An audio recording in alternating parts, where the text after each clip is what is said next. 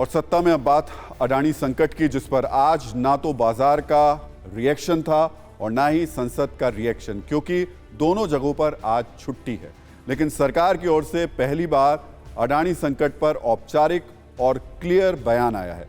वित्त मंत्री निर्मला सीतारमण ने आज प्रेस कॉन्फ्रेंस में कहा कि इस पूरे मामले पर नियामक संस्थाएं नजर बनाए हुए हैं और बाजार को नियमों के अनुरूप बनाए रखने के लिए वो पूरी तरह काम करने को स्वतंत्र है। उन्होंने ये भी कहा कि बाजार को सबसे अच्छी कंडीशन में बनाए रखने के लिए सेबी है और वो हर जांच कर सकती है।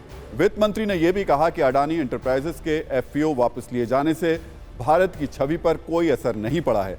एफपीओ पहले भी कई बार वापस होते रहे। इस मामले में नियामक संस्थाएं अपना काम करेंगी। एक बार आप वित्त मंत्री निर्मला सीतारमण को सुनिए, फिर हम आपको इस मामले में सरकार और विपक्ष के बीच की चिंगारियां दिखाएंगे। ये अनार उगा के हर साल 1 एकड़ की जमीन पर 10 लाख कमा रहे हैं। उनसे सीखना है तो फ्रीडम ऐप को अभी डाउनलोड कीजिए। It'll be the regulators who will do their job. You've had the Reserve Bank comment on it yesterday.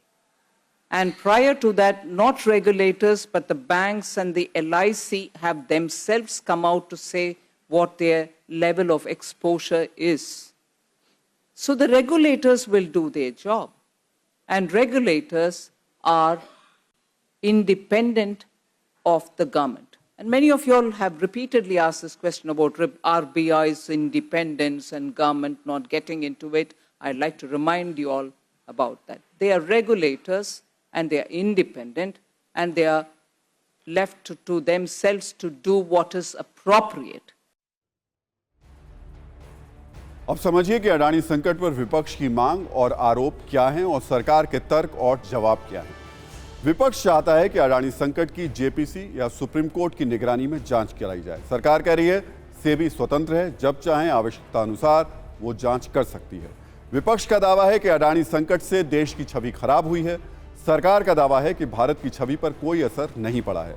विपक्ष का आरोप है कि सरकार एक्शन से भाग रही है। सरकार का कहना है कि संसद में हंगामा ना करें, चर्चा करें। विपक्ष का कहना है कि अडानी संकट से भारत में विदेशी निवेश को बड़ा नुकसान हुआ है। सरकार का कहना है कि पिछले 2 दिनों में देश में 65,700 करोड़ का विदेशी निवेश आया है। इस बीच अडानी ग्रुप को एक बड़ा झटका भी लगा है। रेटिंग एजेंसी S&P ने अडानी ग्रुप की 2 कंपनियों को स्टेबल से नेगेटिव कर दिया है। इन कंपनियों के नाम है अडानी पोर्ट और अडानी इलेक्ट्रिसिटी। इस मामले में सेबी ने पहली बार कुछ कहा है। सेबी की ओर से कहा गया है कि पिछले सप्ताह के दौरान एक कारोबारी समूह के शेयरों की कीमत में असामान्य उतार चढ़ाव देखा गया है। हम ये सुनिश्चित करने के लिए प्रतिबद्ध हैं कि शेयर बाजार निर्बाध, पारदर्शी, कुशल तरीके से काम करे, जैसा कि अब तक होता रहा है। शेयरों के उतार चढ़ाव और बाजार की निगरानी की व्यवस्था है। आपको बता दें कि पिछले 10 दिनों में अडानी समूह को 9 लाख करोड़ से ज्यादा का नुकसान हो चुका है। इस खबर पर हमारी नजर है और देखिए, इसके बीच में सत्ता में आज का टाइम भी खत्म हो गया है। जाते जाते सभी न्यूज़ मित्रों से हमारी न्यूज़ रिक्वेस्ट है कि वो सत्ता की न्यूज़ रील्स को ज़्यादा से ज़्यादा शेयर करें और खबरों को लेकर अपनी राय हमें व्हाट्सएप ज़रूर करें।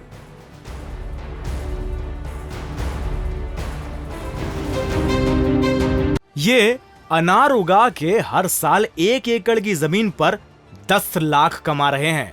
उनसे सीखना है तो फ्रीडम ऐप को अभी डाउनलोड कीजिए।